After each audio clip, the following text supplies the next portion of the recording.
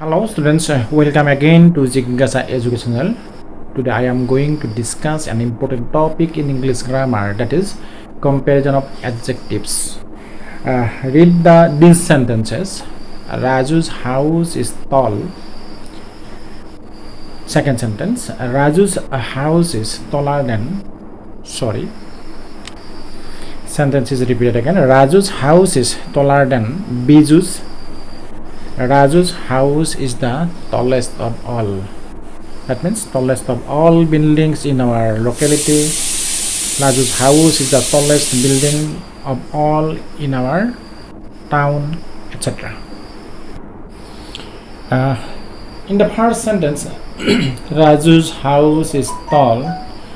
Here in the sentence, the adjective tall merely tells us that Raju's building or house has the quality of tallness, but we do not know from it how much of this quality that it has. That means how tall is the building of Raju. This information is not available here in the sentence. Again, in the second sentence, Raju's house is taller than Biju's. What happens? In the sentence, the adjective taller tells us that Raju's house compared with Biju's has more quality of tallness. Again, in the third sentence, now again consider the third sentence. Raju's house is the tallest of all. In this sentence, the adjective tallest tells us that Raju's house has the greatest amount, that is highest degree of the quality of tallness. So what happens? We find three forms of adjectives here. Here we notice three forms of adjective: tall, taller, tallest. Thus we say that adjectives change in form tall, taller, tallest to show comparison. We call them three degrees of comparison.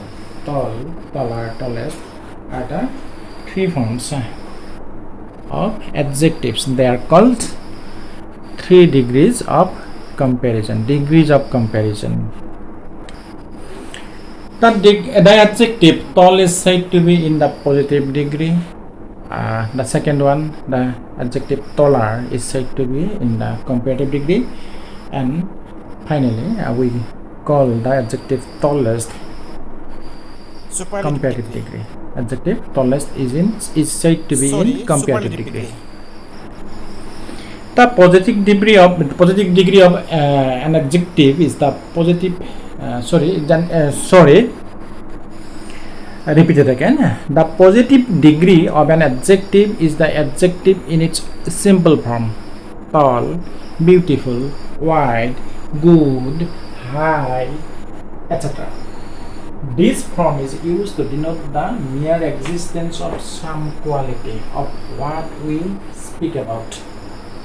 That we want to say that this particular thing has this particular quality, but there is no comparison. It is used when no comparison is made. Again, the comparative degree of adjective. The comparative degree of adjective denotes a higher degree of quality than the positive. It is used when two things or two sets of things are compared.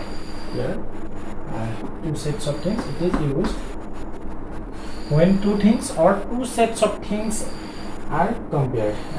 It may be two things or two set of things. So what happens?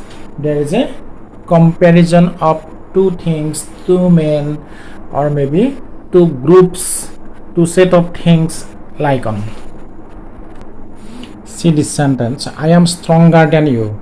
Here we use the adjective of comparative degree, which is stronger, stronger, to denote I possess a higher degree of strength, that is one kind of quality, compared with you. That means I am more stronger than you. You should not say more stronger. I am stronger than you means I have the higher quality, I have the higher depth, I have the higher degree of this quality.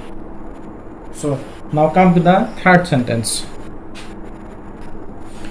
The superlative degree of an adjective denote the highest degree of that quality. It is used when more than two things or two sets of things are compared. So what happens in the case of superlative degree? We will notice that more than two things or two set of things involves.